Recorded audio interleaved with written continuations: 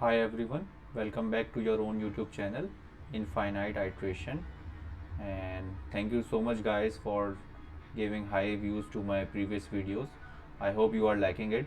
Kindly I ask you to give a feedback like comment or likes or anything you wanna change in my presentation, or you don't like something, you can ask me. You can write in comments and I will reply you. And before starting this video, it is a humble request that please subscribe to my channel. It will help me keep motivated and bring new and exciting content for you, because I only bring highly paid content in the market free for you. If you like go to university and or boot camps, you will be asked a lot of money for these type of courses. I will only teach you high paying courses, high demand courses. So in return I ask you for subscription. Please subscribe and watch full video. Whenever I publish a video and you want to learn it, you should watch it completely. Thank you guys. So today we are going to discuss about OS functionalities, process management, PCB, TCB, context switch. Okay, so like we have discussed in our previous videos, like OS is multi-program, multi-processing, multitasking, multi-processor, multi-threaded.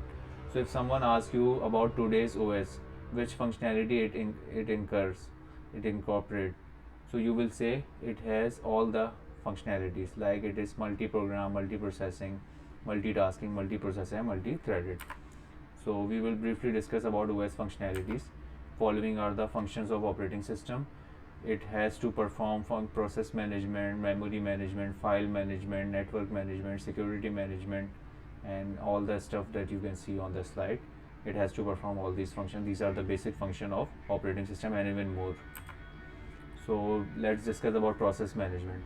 OS basically manage all your process, like from scheduling, synchronizing it, deadlock handling. What is a deadlock? Deadlock is like a traffic jam, like one cannot pass and another person cannot pass. So when two processes enters in a deadlock, no one can process its task. So it is a condition of a deadlock. So OS functionality is to handle deadlock. It also functions to perform inter-process communication, IPC, and creation and termination of different processes. It also includes memory management as one of its functionalities. So like its important function is memory management, like primary and secondary memory management, memory tracking, allocation and deallocation of memory, creating virtual memory, like we create virtual memory in our system, like virtual box, VMware. It is an application of memory management of OS, and memory protection as well, like we can create backups. So it is kind of a memory protection. And one of the important function of OS is file management, like it is responsible for storing, retrieving and organizing file. So and also provide access and storage mapping, creation and deletion, backup and recovery. Another important functionality of OS is to handle all your device drivers and IO handling, allocation and deallocation of these devices to processes as needed, as on demand, and buffering and spooling, like it happens in printer application as we see. One of the important features of OS, and without it we cannot communicate with it easily, its user interface. There are basically two types of user interface. One is graphical user interface, GUI, and other one is command line interface, CLI. GUI is basically like you drag and drop and use mouse, and CLI is basically is a text based interface, like you type it like on some terminal, as you see on command prompt. It is a CLI. Another important function of OS is security and protection, like OS should make you able your program secure and protected, like authentication, authorization, resource protection, system defense from viruses. Other task of operating system is error handling, networking, resource allocation and accounting. So here's a small self test for you. What duties are performed by an OS for the user? You can answer it because we have already discussed. earlier in this video. So pause it and answer it. Pause the video now and answer it. Okay, we will continue. Process management. So today's main topic is process management. What is a state? A state is basically which has something start and an end. So process state is basically creation and termination of a process. So it includes all the life cycle of a process from start till the end, and OS manages it.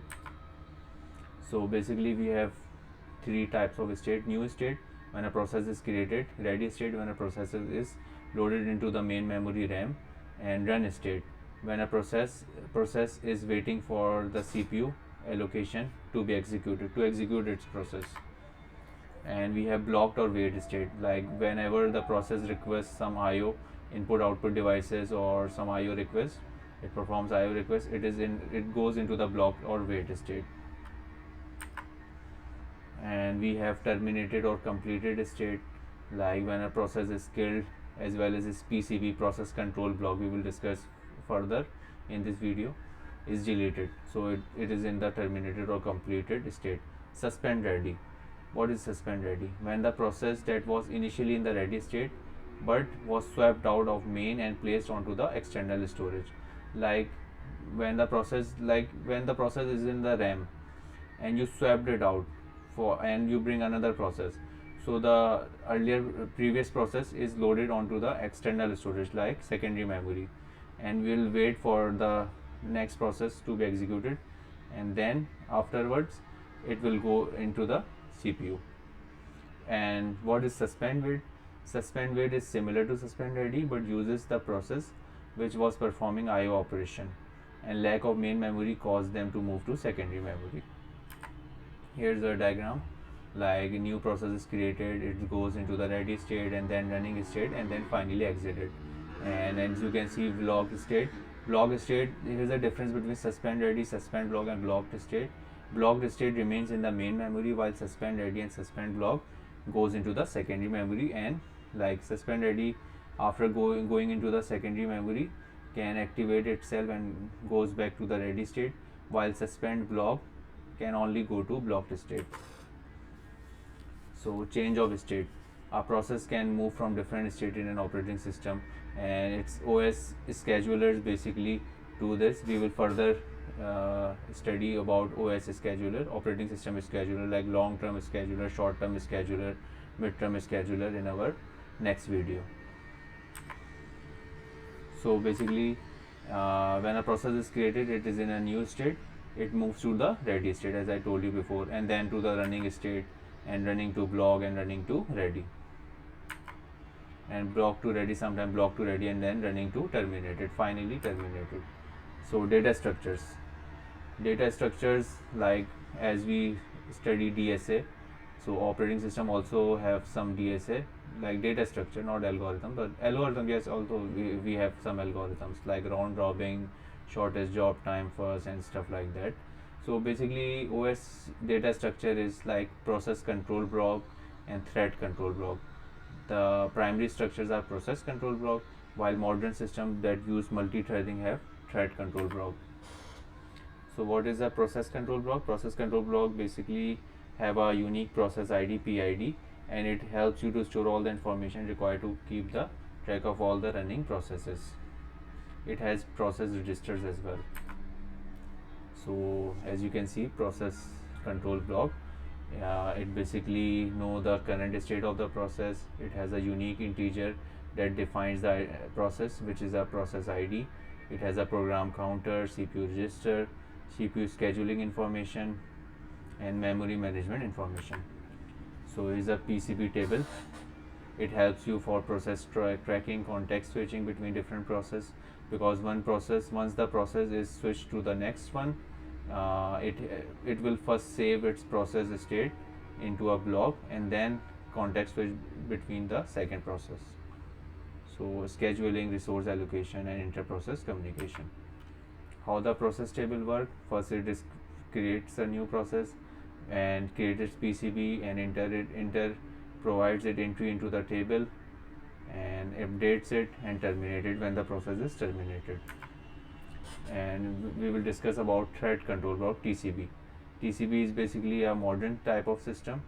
Like in multitasking we use TCB. And one important thing to note is that we use threads in both multitasking and multi-programming, but thread is basically the functionality of multitasking. You should know that it can be asked in your interview. Okay, thread control block represents threads generated in the system. It contains information about the threads such as its ID and states. As we have discussed before, program is a static entity, process is active entity. As you can see on the screen, here's a process with single thread and there's a process with multiple thread. And how to find process ID? You can simply go to task manager of your computer, and in next to the name column you can see PID. It's basically process ID. And here's a resource monitor for it. And how to find resource usage? You can see it's on the resource monitor.